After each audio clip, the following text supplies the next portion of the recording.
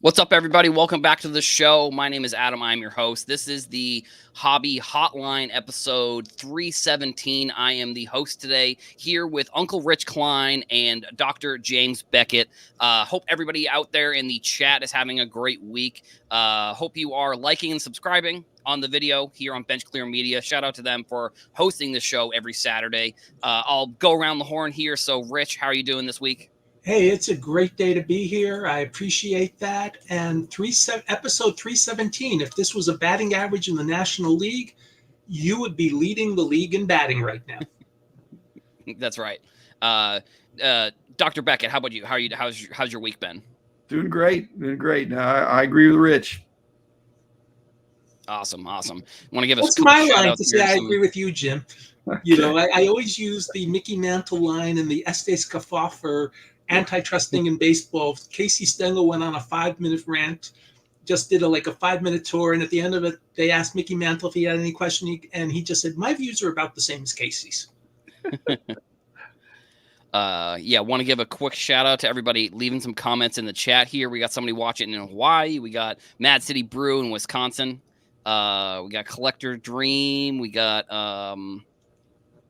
the Mangati collection, I think is how that's pronounced. Mangini. Oh man, yeah. See, I'm more of a speaker rather than a pronunciator of words that I can't read, unfortunately. We got the professor on. Yep, that's correct. We got Dr. James Beckett. Hello, everybody.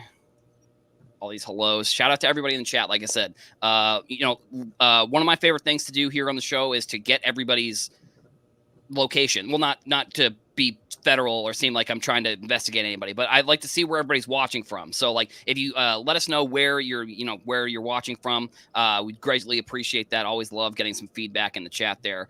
Shout out to Rex, of course, on the big screens at the shop. Shout out to Rex there, down in New Buffalo. And so for the first topic today, we've got, pretty much the news that for the most part that everybody has been seeing over the, I don't know how you wouldn't have seen this news, but we've got the first player, Shohei Ohtani, which, if you're a hobby person, this is nothing new. We've seen Shohei Ohtani be the best player in the MLB for quite some time now. From a sports card perspective, I'm sure everybody has been following this. And now we have another one of the, I don't really want to call it Topps lottery tickets, but that's kind of what they've been doing. And they've kind of been doing this already. So I don't know. It is interesting. They also did a Curry and Messi card this past week as well. So, Rich, I'll start with you. What are your kind of thoughts on what they've been doing here with these cards, or maybe just even Shohei Ohtani in general as well? Well, hey, the bounty, where is it already? I would have thought the bounty would already be out there. I haven't seen any news on the bounty yet. But what's interesting is apparently there was a scrum for one of the home run balls he hit, and probably both of them. And here's the thing, and I used to talk about this back in the day when I worked at Beckett. I did a ton of interviews in '98 with all sorts of media during the McGuire-Sosa home run chase. Those home run balls are also lottery tickets. Whoever left with it is just like the gentleman who got the Aaron Judge 60-second homer ball last year.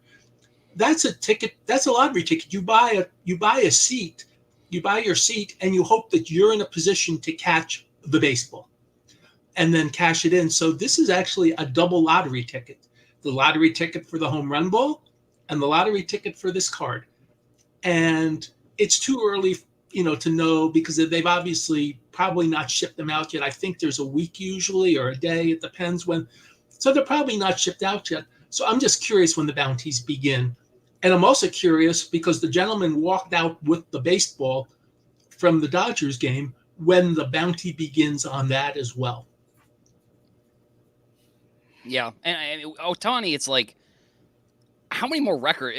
I don't know. There's that Kobe commercial where somebody's just how much more are we going to do? It's how many more records is Ohtani going to break? And it's just every season, it seems like Ohtani is breaking some sort of new record that, he had.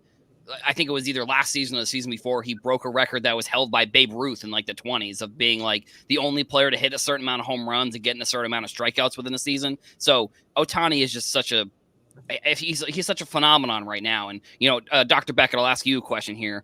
Do you think that this card, for example, is going to be an iconic card within the sports card industry? I mean, it is a Topps now, and we can kind of go through some of the other iconic cards, but do you see this one really, being in that upper echelon of like iconic cards, maybe the one of one autograph potentially? It's going to be both in the upper echelon and the lower echelon. The base card is going to be one of the most common cards we've ever seen, and the serial numbered and the one of one obviously is going to be huge. But most of the people are going to get the base card, and they're going to be, again, one of the most plentiful cards you're ever going to see.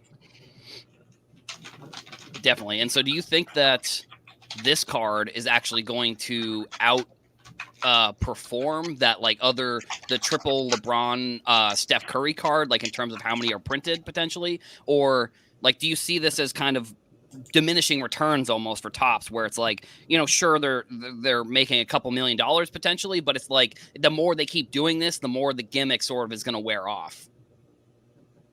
This is a unique event. I'm sorry, Jim, go ahead. Rich has a philosophy that when he goes to a dollar box, he's prepared to pay $1. He'd happy to get less. This is the flip side of this. If you were buying into this Topps Now and you paid your $11 or $10, whatever it is, you ought to be thinking, I'm happy if I just get the base card. And if I get better, that's okay. But that's not what people are thinking. The $10 or $11 investment, whatever, depending on your quantity, is going to be in the dollar box, maybe even worse. And so that makes it more of a lottery. And that's the thing that ought to be disturbing for Topps, for fanatics, is that they've created this monster card, but they've made all the base cards be really bad. And so they've got to be careful. We're creating collectibles, and it's just like when somebody buys a pack of cards and they take the best card and leave the others on the counter. That's not healthy for the long-term health of the hobby. Right. So I'm concerned about it because not that it's a cash grab, it's a business proposition. But if they keep going to the well on this, there are so many more people that'll be disappointed than people that are going to be pleased. I will point out. And then also I wanted to highlight, or one sec, Rich. I just want to highlight this comment that said the 4040 card did 150K print run. Which I mean, I'm thinking we're probably going to rival that like 580K, like maybe, I don't know. Rich, do you think it's going to get that high? I mean, I guess kind of the same question that you can get into what you were about to say. Like, do you think that this is going to get up to that 588K range that the triple card did, or like no? And if it does, it becomes a pretty common card when you show up, and I'll be happy to buy it if it shows up at a reduced price. That's fine by me. Also, Jim talks about leaving cards on the counter. I am so old that I remember in 1985 at what was then my local card store, people left the 85 Topps Mark McGwire Olympic card on the counter because they were only chasing Gooden or Mattingly in New Jersey. A couple years later, that store was getting $15 each on all those McGwire cards that they had just sacked away. So in a way, if you have patience and people just leave your cards on the counter at a store, you can do pretty well with just the freebies. It is a little harder nowadays because the packs cost so much money. Right. But 50-50 is a unique situation. Nobody's ever done it before. We all want it. That is such a cool card. I mean, if I had bought that and I got that out of the pack, I think my first call would be to somebody like Kenny Golden. Hi, how quickly can you be on a plane to get down here? And hand it to him and say, you deal with it. I don't want to have this. Right. I do not want to be holding this any longer than I have to be holding this. Whether it's Kenny, whether it's Jeff Wilson, whether it's, whoever is a legitimate player. Hey, you just get down here. I'll have the card for you. I'll sign your contract. I'll turn it over. Say goodnight, Gracie. Right. Yeah. And then this card, Ohtani, even I think that this card probably gets over that 588,000 just based on the fact that, like somebody in the chat said, the 4040 card got 150. And from what I remember, the Ohtani, the first Dodgers Ohtani Topps Now, I believe was over 100K. So I don't know. I think that there is a which also, like, Shohei Ohtani, he's the biggest name in sports cards right now, so it shouldn't be super surprising that his cards out of any of them are doing like those types of numbers.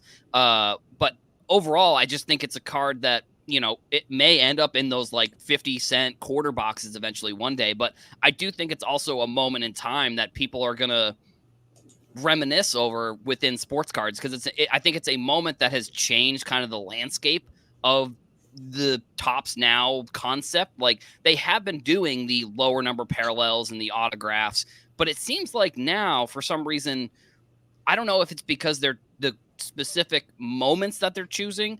It just feels like there's a little bit more significance here with the Tops Now cards. And so, Dr. Beckett, I'll ask you a question here with Tops Now.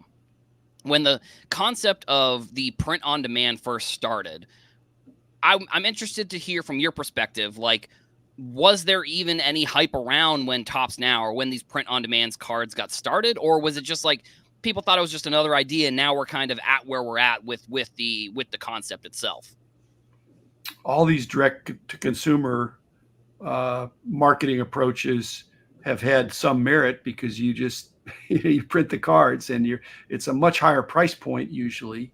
And then they've added the lottery element, and the lottery element with the again, the addition of the bounties and the marketing push that goes behind hearing about these bounties, it just outrageously brings up the production quantity, such that I'm not sure the production quantity, it way into the six figures, is it's somewhat proportional, but not very correlated with the size of the bounty.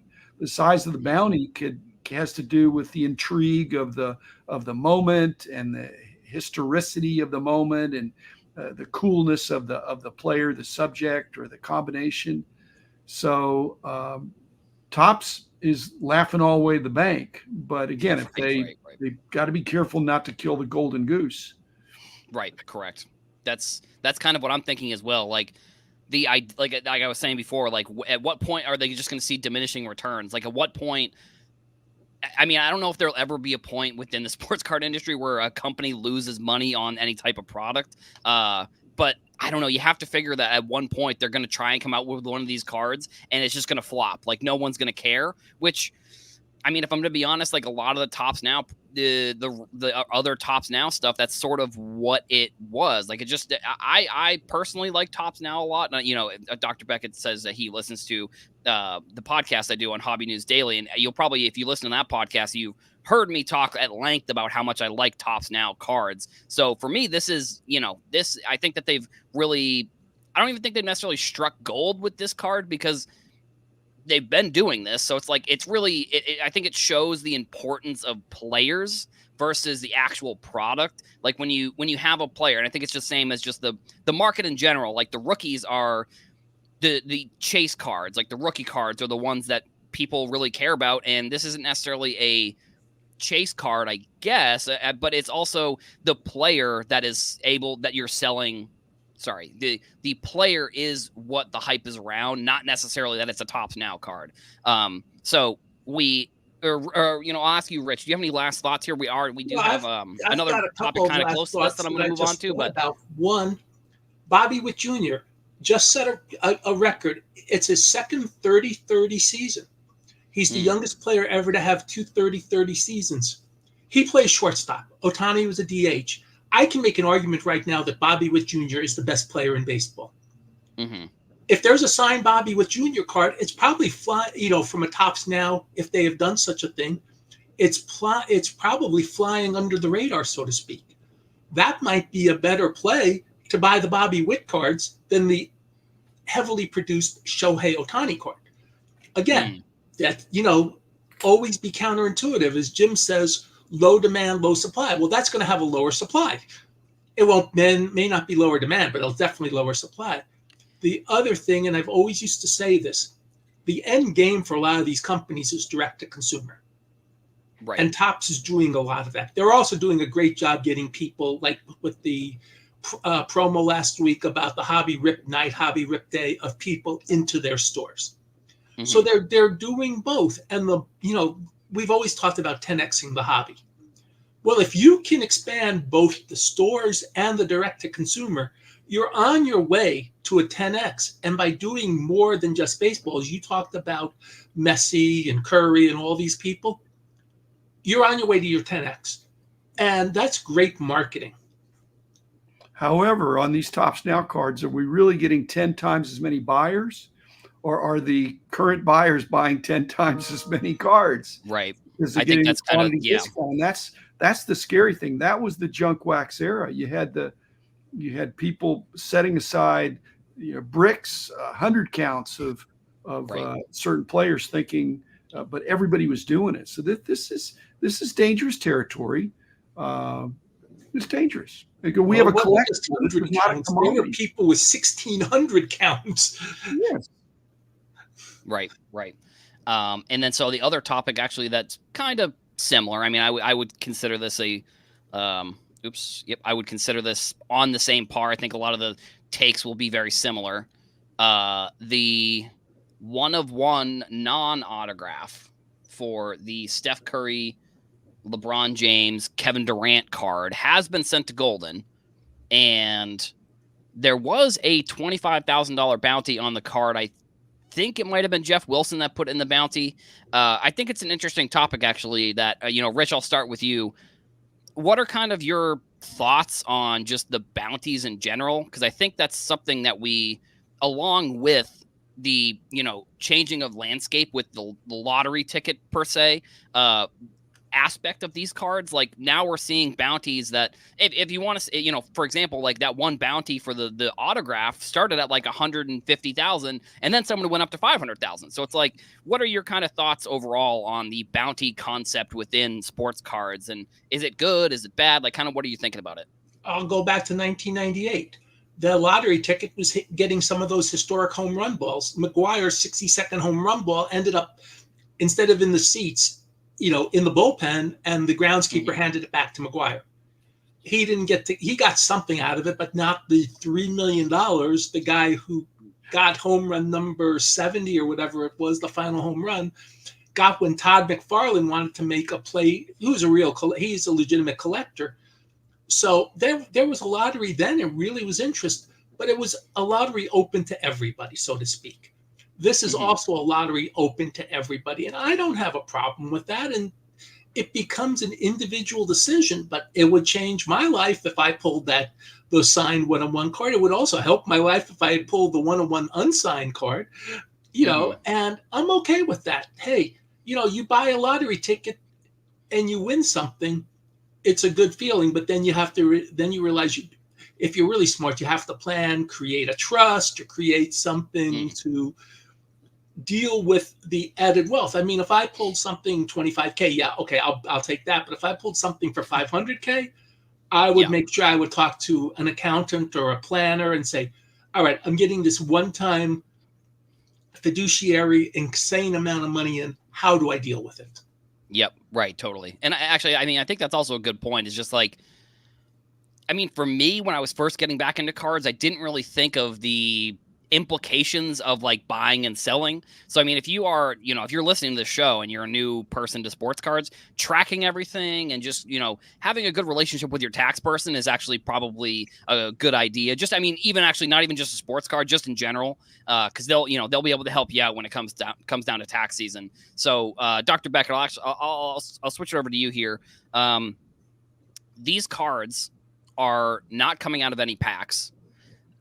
Some people might even say that opening packs is also very similar to a lottery ticket or something along those lines, but obviously it's a big shift. So do you think it's a good thing that we're doing stuff like this, or kind of what are your overall thoughts on like the bounties and just like what seems like, I don't know, it's become almost gambling to this point where it's like you literally are spending X to get X. And if you don't get it, you'll still get a card technically, but you won't get the 1-of-1s, or you might not get the 1-of-1. So like, what are your thoughts kind of overall on the shift we've sort of seen within sports cards to this maybe more gambling aspect? You could even throw maybe breakers in there too, but what are kind of your overall thoughts from that perspective? Society. I mean, everybody's moving more toward a gambling orientation. But like I said, I'm not in favor of things in the hobby that are just purely based on luck. I think there ought to be some skill, and it might be skill to see, hey, there's a huge bounty on this. The production quantity is not that large. I'm going to jump in. But when the quantities get so big, it's really a bad bet. It's a bad gamble.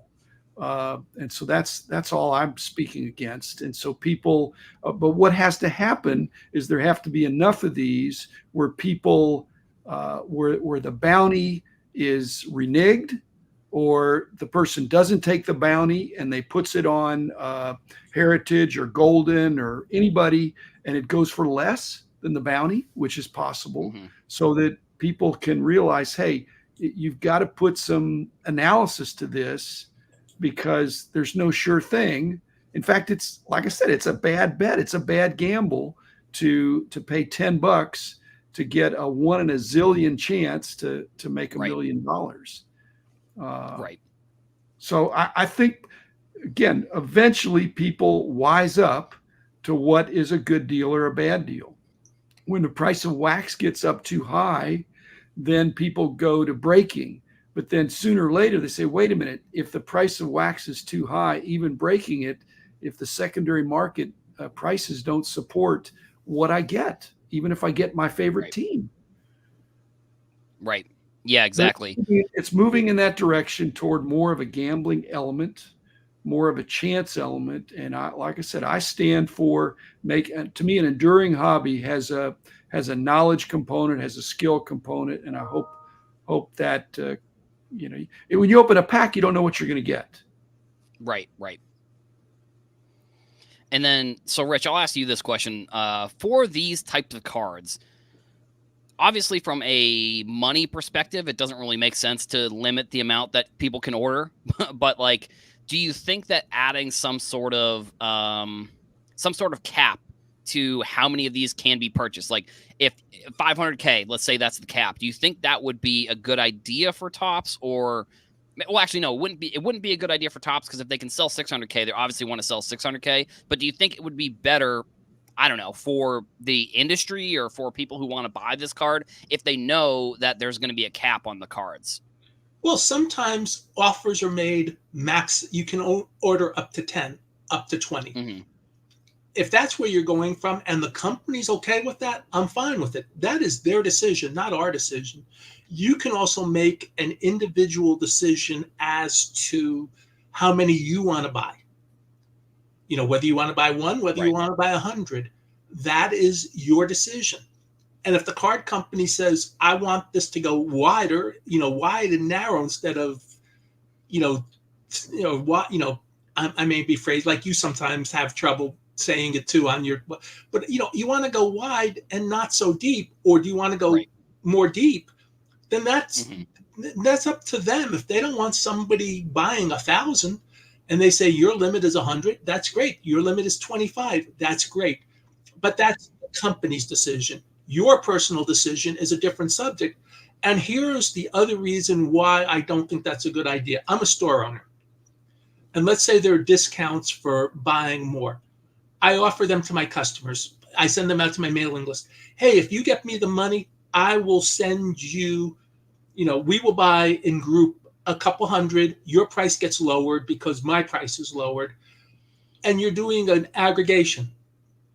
Sort of like people do sending cards into grading. If you're an aggregator for grading, you probably get a better price on what you're sending in than if you're just the one person. So if you do that, then why would you limit the store from saying, hey, then you're limiting the store's ability or the aggregator's ability to make money. So I'm kind of torn on that. I understand the reason to have limited quantity, but on the other hand, if I walk into Triple Cards, 5 minutes from my house, and they're doing something like that, and I have a chance to buy this at a reduced price, or even the price, and not have to worry about shipping because Triple gets a better price for doing a lot. I'm not saying they do, but I'm just saying, I'm just doing a hypothetical. Then why wouldn't I just become part of the group and let them hand me the 5 packs when I walk in? Right. And I think, I think we got a couple good comments here that I wanted to point out. So Rex had one basically saying that the maker of the card is participating in the offering of the bounty. I think that's, I'm pretty sure that was like either one of the people who did the bounty was kind of affiliated with Topps. It might have been Jeff Wilson. I don't remember, or it could have been Golden potentially. It was somebody that did this bounty, and then also Brody came in and said, "What's stopping them from picking who gets the card?" And that's also, I think that's just an issue just in general. I think we have within the sports card industry, and one that, like, if you were to, let's say, if you were to poll like how many people within the sports card industry, and if you were to poll like how many people think that Topps or Panini actually do have some say over where cards are going, I think it would be a pretty high percentage of people who might say, yeah, I think that they do know where these cards are going. Like, I think that they do know which boxes have which things and which cards are going which place. And we're seeing such, like, I think the money in general in the industry right now is more than we've ever seen. And, I'll kick it to you here, Dr. Beck, and I'll ask you this question. Do you think that back in the day, this sort of thing could have even happened? Like, if print on demand, let's say print on demand was a concept that happened in like the 80s or the 90s, do you think that there would have been this much excitement around it? Or do you think that there would have been this much money spent? I mean, I know that, like, this is sort of like we're looking at a really different industry than we were back then. But, like, what do you think of overall? Do you think the industry would have liked something like this? Do you think it would have reacted the same? What do you think of if you compare the era we're in now versus, maybe before Topps Now was kind of created? It's the boiling frog thing. Is it the temperature has increased every year, and now it's getting pretty close to boiling. So you couldn't just all of a sudden do it 10 years, 20 years, 30 years ago. This has been a gradual movement. You had to have Panini Instant, Topps Now, and then it's gradually evolving toward more of a gambling, the bounties. I will say this, I would think that Jeff Wilson or anybody else that puts out a bounty for a Topps or Fanatics product, I would really, really doubt that there's any contractual or explicit agreement. I don't know that that's what Rex is saying, but there has been speculation about that. Would be very unwise and probably unnecessary, because Topps is looking at who's putting out the bounties, and not that they're going to, they're going to look favorably upon people that support their products with their own marketing efforts. Now, I'm not in the camp that thinks, okay, then to me that means Jeff Wilson might get preferred allocations, as he perhaps should anyway, from having a very large influential store and media presence. But I really don't go as far to say that he's going to get loaded boxes. That could be the end of a company. And again, it's just too big of a secret to keep. So I'm willing to bet the rest of my life on the fact that these card companies are not cheating in terms of giving product other than first off the line, which is not cheating. But if you get the first off the line, you're expected to get bigger hits. And so again, that's transparency. Any cheating like that would undermine the whole confidence in the whole industry. And so I really, I'm betting the rest of my life as a hobbyist on that, because the hobby would go away if there was that kind of cheating. And it's too big of a secret to not be able to extort. Right. If you were in on the secret, you'd be able to hold everybody else hostage. So I really don't think that's happening. But Jeff Wilson, Topps is pleased if Jeff Wilson steps up and said, hey, let me be the first one to do a bounty. Topps is noting that and saying he supports our brand. Right. Yeah, the thing, I like the bounties. I think that they're fine for marketing. I think, we've seen Dave and Adams do bounties and then they like go and make content about it. So like, I like that. But one thing I didn't necessarily love about this one was that a lot of the bounty stuff came out before the print run was available. Now, thinking back on the timeline, I don't 100% know if the bounties were put out before the time or the time of when they stopped selling the cards. So like from that perspective, I don't love that there were, Wilson and Golden and like a couple other people were putting out bounties before we even knew what the print run of the card was going to be. And I don't know if maybe they knew about the print run, or if in a way putting out the bounty is a way for Topps to get more sales. But again, I don't remember 100% the timeline of when the bounties were put out versus like when they stopped selling the cards. But Rich, so I'll kick it to you and I'll ask you this question here.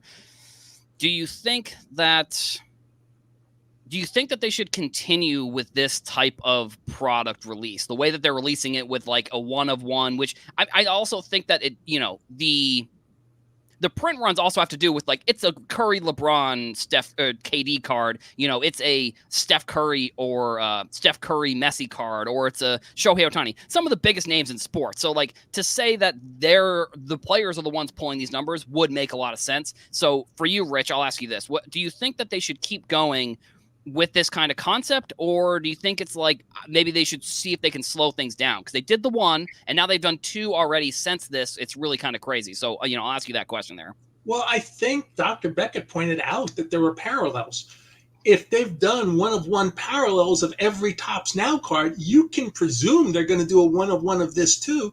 So you don't even need advanced knowledge to know that, hey, they've done a one-on-one on 90% of the Topps Now cards. Pretty good idea that, hey, they'll make a one-on-one of this. So you don't need advanced knowledge to know that they're going to do a one-on-one. You can make a presumption. You don't, that's a presumption you don't need to make. Right. You know that going in, just like, if you know that in base Topps, there's a superfractor of every Chrome card, that they've been making superfractors. They've been making printing plates. You don't need to know what the print run is to make a bounty. If there's a Shohei special card next year that's a one-on-one from the Topps 2025 packs, you don't need to know the print run. It's going to be a lot in Topps 1, but you don't need to know the print run to make a bounty in advance. You can say, hey, once you see the checklist, there'll be a one-on-one. I'm making the bounty. So I don't have a problem with that part of it. Also, we were talking about print to demand. Well, again, we're old enough to know that in the 1980s, Topps did what they called Tiffany sets, which were parallel sets made in Ireland of the base sets. And Score did 88 and Fleer did Fleer Glossy. They were printed to order. 87 Fleer Glossy, they made over 100,000 of because they were printed to order. Again, so we've been there before too with print to order sets. I'm actually a big fan of the Tiffany's and the Glossies. And I will tell you, the 88 Score Glossy Traded and Update, those are very difficult cards. They were difficult in the late 80s. They're more difficult today. I know our trade show manager, Andy Jones, spent a long time looking for the Mark Grace Score Rookie and Traded Glossy card. He finally got one, but it took him several years. So, and those were printed to order. So again, history, as Chris Harris pointed out in the chat, it seems like history repeats itself every 30 to 40 years in this. And you just understand and you play the game. And if you take advantage of the game the way it is, and then when things calm down, you take advantage of it that way too. And if it doesn't calm down, we've hit the 10x mark Fanatics wanted. Right. Looks like we have someone who was in our pre-show meeting here, because we're going to be talking about this a little bit later on. And then this was actually going to be probably my last question here for this topic was the auto one of one. I'm surprised we haven't seen it yet. I mean, all the cards. I think I was asking you, Rich, before the show started. From your perspective, where do you think the card is? That's I guess that's maybe my question here as we sort of wrap up this topic, I guess. It's sitting in a pack somewhere. Probably the next Dallas card show, I'll be able to buy a pack and there it may be in there. I mean, seriously, Right. who knows? Or somebody may be Yeah. holding it for various reasons. Again, who knows? And then actually, so then someone had an interesting topic or question here. Well, not question, statement. Topps offering a bounty establishes a market value for the card and a ready market mechanism to realize it. Slippery slope. Yeah, I think I agree with that. And I mean, the market cap, I guess it's kind of a concept that some people talk about, some people don't. People try and stay away from a little bit. But overall, this card, the autograph, it has that $500,000 bounty. This card had the 2,500 or 25,000. Now it's already up to 24,000. 29,000 with the buyer's premium. So, Dr. Beckett, I'll ask you this question: What do you think this card ends up selling for? And then once the 1/1 auto comes out, do you have any feel for like what you think that card will sell for either? I can't predict the pricing. Again, when you get an auction, auctions either go high or low. I think that an auction establishes the value of something is an archaic notion. Some auctions go way high and some go way low. So we'll see. Even the bounty, these bounties, to me, again, I take what Rex said. I'm just wondering if there's contractual language. Most of these bounties are just offhand remarks or put out into the social media space of, hey, I'm offering this, but what are the conditions? What are the caveats there? So, if you put it up in an auction, you're saying, hey, I'm going to sell it to the highest bidder. And so to put a bounty, I think the bounty has conditions. Yeah. And maybe time limits. You can't come up in 10 years and say, hey, you had a bounty here. So is it a legal contract? And if it is, and if Jeff Wilson has a deal with Topps Fanatics, then that's kind of discoverable. And what would it be? Is it, it needs to be above board. And I guess that's possible, but it's going to make people nervous. It makes me nervous. Yeah, same. I mean, just from I don't know, maybe it's a little extreme, but from a like the hobby would be ruined type situation. Like if Topps, if it ever came out that Topps was able to control where this card was going and they picked, that just is, I don't know what would happen to the industry. I don't know what would happen overall, but that would be anarchy. Like that would be, if something ever comes out about that, it would, I don't know, just obviously not be that great. And we got one more, shout out to Mike for putting us on all those TVs at Best Buy. Shout out to, obviously you love seeing that. Mike also talking about the bounty being the next hobby scam, like breaking and mysterious packaging. Yeah, I think it's, I don't know. I think we use the word scam pretty liberally in the industry. So to call it a scam, I don't necessarily know if it's, I don't know. I don't know if I'd call it a scam necessarily, but like, I think some people put out good content about it. Some people just kind of put it out for a marketing thing. Like, so it's really kind of, it depends on where it's coming from, in my opinion. So we're going to move towards a couple, like it's kind of a couple different things here. So first of all, we have the score checklist. And Caleb Williams is nowhere to be found. You search Williams, you got Caleb Williams, not on the score checklist for the NFL. Marvin Harrison Jr. is on there. And, Rich, before the show started, you kind of brought this up to me, and I didn't really realize that, like, these new products are coming out, and with Caleb Williams not on there, it's an interesting discussion, especially because he does have Topps Now and Panini Instant cards. So, from that perspective, I don't know, like, what it's not necessarily the holdup, but it's like he has both of these other cards. So, like, why? Oh, dang it, I did it again. Sorry about that. I was going to show the other card, the Panini Instant. He has cards from both of those Topps Now sets. So, Rich, I'll kick to you first. Like, what are your kind of thoughts here? I mean, you were the one that told me about this. So, what were kind of your thoughts about this in general? Well, he better start throwing some touchdown passes pretty soon. He's not exactly lit the world on fire in the first 2 games. Then again, being a rookie NFL quarterback is not that easy. But Right. I think it'll be interesting to see what, if any, sets he shows up at. He's been very protective of his own rights. And this could be a corollary to me of the NIL issues in colleges. Athletes are controlling their own rights a lot more nowadays. And we, like, for example, and I'm going to go way back in the day, Eric Dickerson had a couple years where he did not have football cards in the base sets because he controlled his own licensing. Earl Campbell did not have cards after 1979. He was very specific about controlling his own licensing.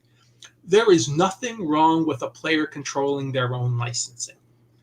And therefore, if he wants to control his own license in a certain way, that's fine. That's name, image, and license. And we've seen with college, the effects in some ways of that. But if he thinks he can do better a different way, I'm okay with that. Yeah, and like I said, Marvin Harrison Jr. is in there, so it's interesting. I hadn't, the big thing this offseason was Marvin Harrison Jr. He hadn't signed with the Players Union, but nobody really talked about Caleb Williams, which I don't know why one versus the other wouldn't be more popular there.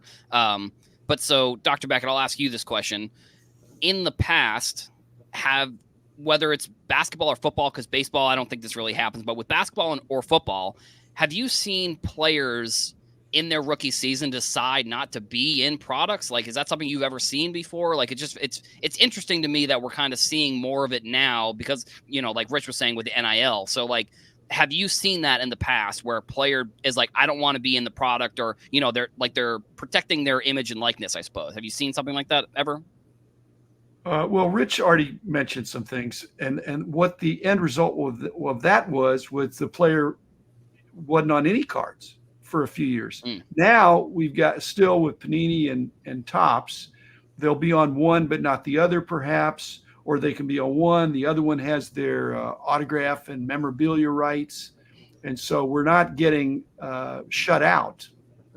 And the NIL is in a whole nother story. So yeah, I just think it's gotten confusing. Most people are not looking for Caleb Williams base cards. You got to be a really big star, a huge star, and not just a promising star to be able to sell base cards, even rookie base cards. They want autographs, game used, or more limited, shorter printed things. And so, but like it was said, Caleb's got it. He's probably got a terrible offensive line, but he's got to produce one way or another, or what's going on in the field really matters. Right. Definitely. And I think the other interesting piece of this too. Oh, sorry. Go ahead, Rich. And Adam, to be honest, baseball's had this too. In the 50s, it was pretty infamous that Stan Musial had no cards between 54 and 57.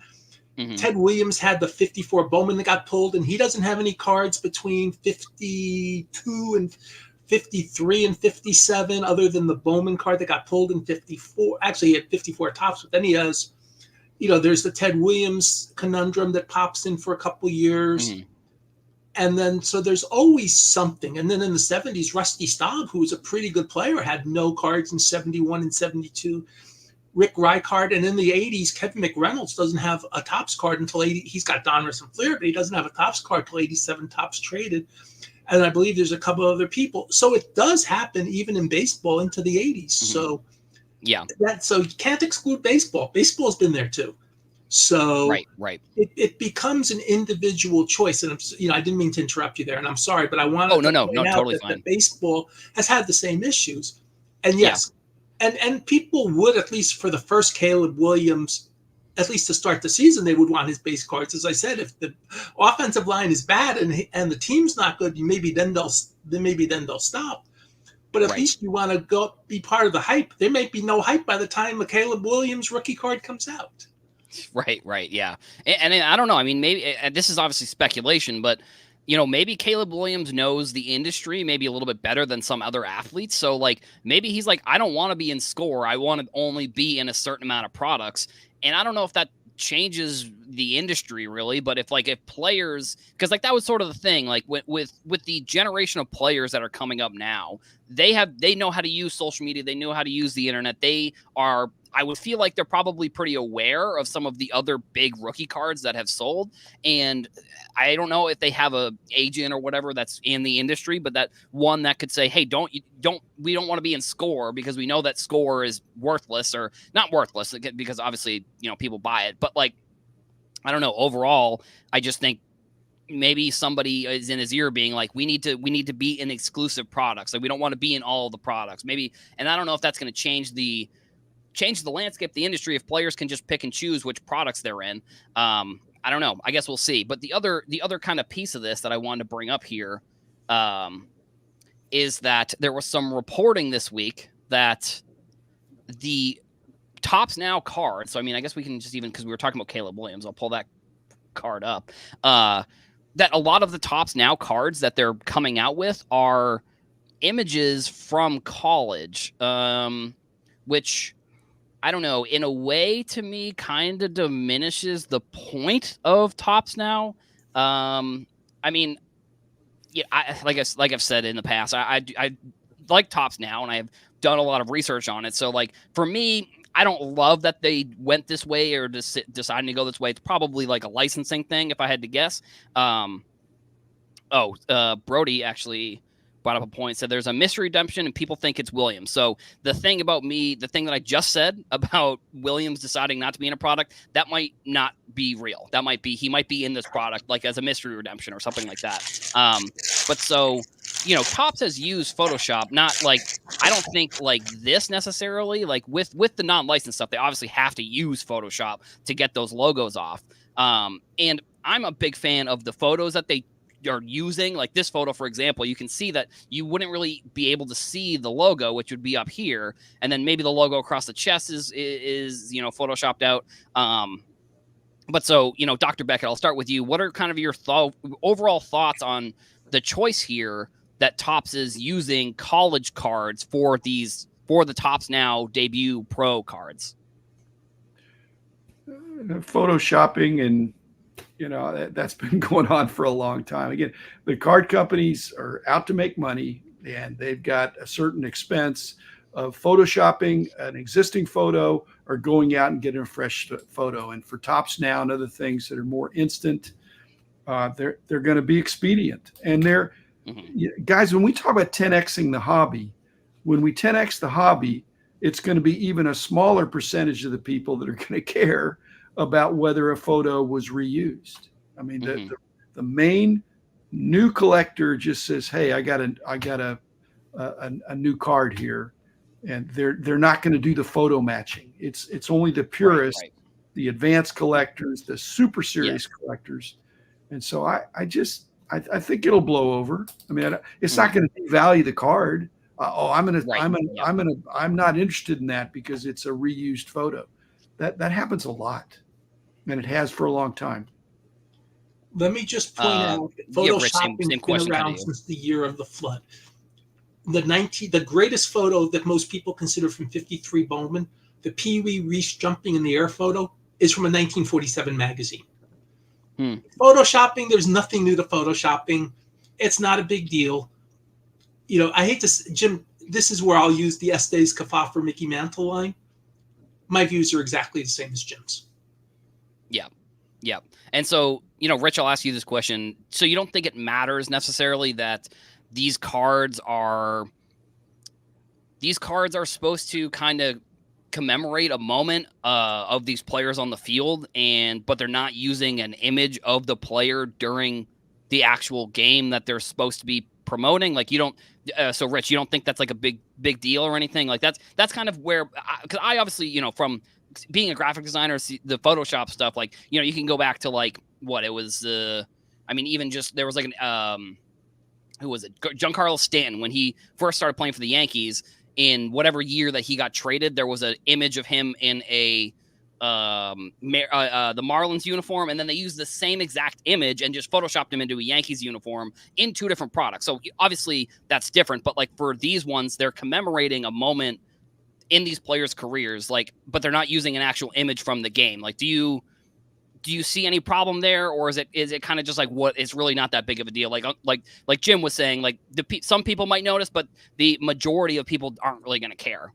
Remember, right now, Topps Fanatics can't use the logos for a year or 2. I think this may be the last year for football. I think basketball maybe 2 years, or it's vice versa. You're more interested in whom the player is rather than in this case, if you're somewhat savvy, you want to have the Caleb Williams card, or, all these rookie quarterbacks. So it's not a big deal that it's not the uniform at the time. And if you're just an average collector, you don't get into this, and it's almost somewhat minutia.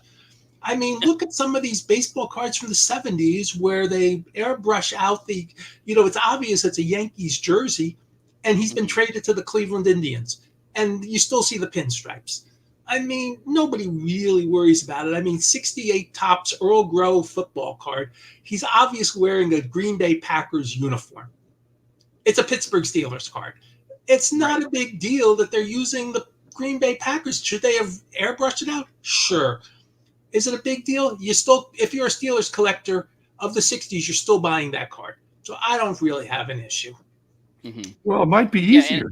Might be easier because, here's Jaden Daniels. You don't have to worry about airbrushing out the the team logos and things. NFL, yeah. You just do the colors, and so it might be simpler. Right. Yeah, and I mean, so here's my thing: as long as the jerseys that they're photoshopping are correct, because like that's here we're seeing a little bit of a difference between like the like this part of the jersey here and this part, and then like the helmet. Like as long as they are making sure that all the details are correct. Like honestly, if I were them, I would have even tried to Photoshop in that logo, the debut logo on some of these cards, just to kind of add a little bit of more spice to it. And maybe they don't want to. Maybe actually, we know what, that has the NFL logo, so maybe they're not allowed to potentially. But like you guys are saying, they're some of the most iconic cards of all time, like the Ken Griffey Jr. Upper Deck card. That's photoshopped. Like I think maybe people don't realize that. Like that's not like that. He wasn't wearing. I think they photoshopped the logo on the hat on that card, and that's like notoriously one of the most iconic cards of all time. So yeah, I think like you said, the Photoshop doesn't really matter. I just think it's interesting that the Topps now is a moment in time, and they are using it on that type of thing. Which I think it's.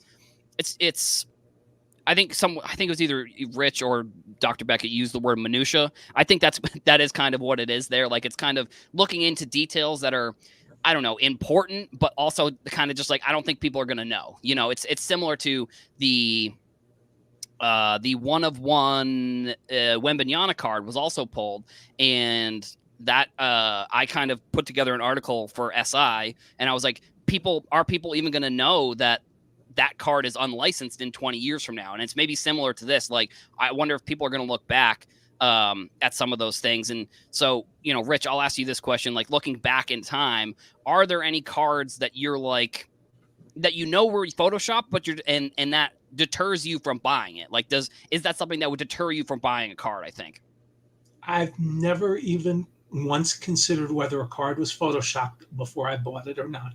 Mm-hmm. If there's a Mickey Mantle card that's Photoshopped and it was the right price, fine.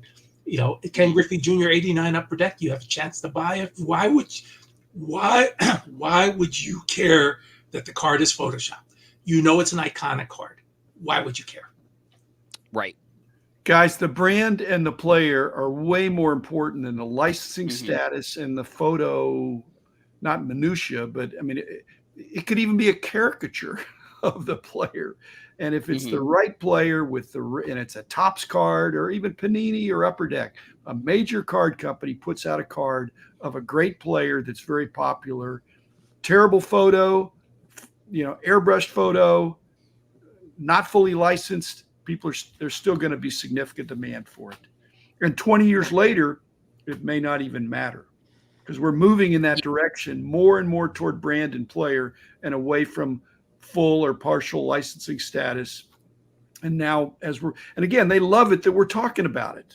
This is creating buzz that, oh, hey, that photo was reused and touched up. It's not positive press, but it's press, it's buzz. Right. Yeah. And I think honestly too, that's sort of how my view on the industry has shifted a little bit over the past like year or so. It's like, I think looking at things in a 1 year window, really, like if you look at the industry, it's never there. The industry has always been about like history and historic things. So to look at things in a 1 year window, I think is tough, because I think that's when you're hearing everyone's opinions and everyone talking about it. Now, I've been looking at things in more of like a 10 to 15 year window and saying like, what's going to happen? Like I said, exactly the point is like, are people even going to care in 10 to 15 years whether the card is photoshopped or not? Or like maybe people just won't want the card either way. Like that could be the thing. Like who knows, Jane Daniels or, Caleb Williams or any of these players could turn out to be busts. Like obviously we root for them and we hope that they aren't, because like you said, Dr. Beckett, it's all about the players. Like it really is. If a player is an important player within the industry or within their sport, that's what people care about more than if the card is photoshopped, I think. And so I'm just going to highlight some comments here. We got Million Cubs Project said the 74 Topps Bob Locker Cubs card has Reggie Jackson patrolling in the outfield behind him. I'm guessing that was maybe there was a Photoshop that they missed there potentially. And then Warren said you have the choice whether you buy the card or not. If it's photoshopped, don't buy them. If you like it, buy them. I think that's kind of my sentiment. I think in the industry, just in general, is like, if you like the card, buy it. If you don't, then don't buy it. Like that's just sort of how I view things nowadays compared to, I don't know, a couple years ago where if somebody didn't like something and they were talking about how they didn't like it online, I would get like upset because I'm like, I like this thing. Why do other people not like it? It would be stuff along those lines.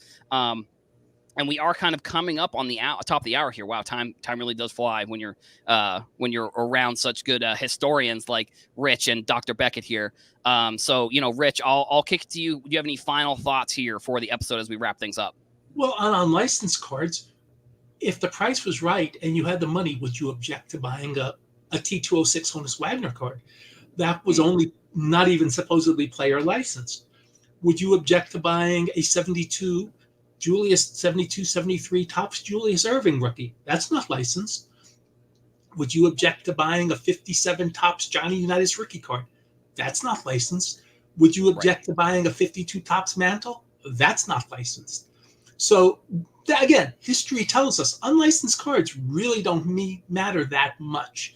If the card and the company and the set are very legitimate, it doesn't matter if they're licensed or not. History has told us that. Mm-hmm. Right. Yeah, I think that makes sense. And then I just want to highlight actually one more comment here that I thought was pretty good. Gordon was talking about all of the artistic cards that Panini has come out with. Obviously, those ones are photoshopped. I think maybe the context is maybe a little bit different with those cards versus like these. But I do see the point. I think that's, I kind of agree there. And so, Dr. Beckett, I'll kick it to you here at the end of the episode. Any final words, any final thoughts? What do you got going on? Anything you want to plug? What Rich said. Hey, Casey. No, I agree with them. It's been a fun hour, Adam. Thanks for keeping it moving. And again, the problem will be when people get frustrated and say, "Hey, it's too complicated," or "It's not fun anymore." And it's still a lot of fun. And hopefully they won't overcomplicate it. But it's still the greatest hobby in the world. Yeah, totally. So we're going to wrap it up. I think we're right at the top of the hour here. Want to give a shout out to Bench Clear Media for hosting our show every Saturday. We'll be back here next Saturday. I believe Danny will be hosting with Brody. I know he was in the chat here earlier. I forget who the third host was, but I know Danny and Brody will be on the show next week. Shout out to everybody in the chat. Thank you for, leaving some great comments, kind of engaging in the show. We really do appreciate that. Make sure to like and subscribe, tell your friends, tell your parents, tell everybody you know about the show. that definitely helps us out here. Want to say thank you to everybody watching and listening. And like I said, next week we will be back here for Hobby Hotline. I almost said the other podcast that I do, but that's okay. The Hobby Hotline, I guess it'll be episode 318. So everybody, thank you very much, and we will see you all next week.